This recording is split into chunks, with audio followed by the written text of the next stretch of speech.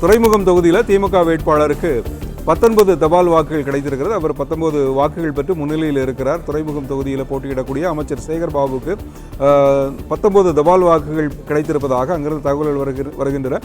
ராஜகுமாரன், உங்க கூடுதல் தகவல்களை நீங்க சொல்லலாம்.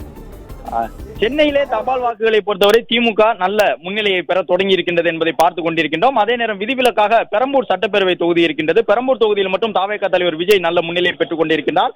தபால் வாக்குகள் எண்ணப்பட்டு வரக்கூடிய நிலையிலே சேப்பாக்கம் திருவல்லிக்கேணி சட்டப்பேரவை தொகுதியில் துணை முதலமைச்சர் உதயநிதி ஸ்டாலின் கூடுதலான தபால் வாக்குகளை பெற்று வருகின்றார். அதேபோன்று துறைமுகம் சட்டப்பேரவை தொகுதியினுடைய திமுக வேட்பாளராக போட்டியிடக்கூடிய அமைச்சர் சேகர் பாபுவும் கூடுதலான தபால் வாக்குகளை பெற்று வருகின்றார். எனவே சென்னை, மயிலாப்பூர் உள்ளிட்ட சட்டப்பேரவை தொகுதியிலும் இப்பொழுது தபால் வாக்குகள் எண்ணக்கூடிய பணிகள் தொடங்கி இருக்கின்றன. சென்னையை பொறுத்தவரை எதிர்பார்த்தபடி கூடுதலான வாக்குகளை தபால் முறையிலே திராவிட முன்னேற்ற கழகம் பெற தொடங்கி இருக்கின்றது என்பதை பார்க்கின்றோம். அதே நேரம் தேசிய ஜனநாயக கூட்டணி மற்றும் தமிழக வெற்றி கழகம் உள்ளிட்ட கட்சியினரும் கணிசமான தபால் வாக்குகளை பெற்று வருகின்றனர்.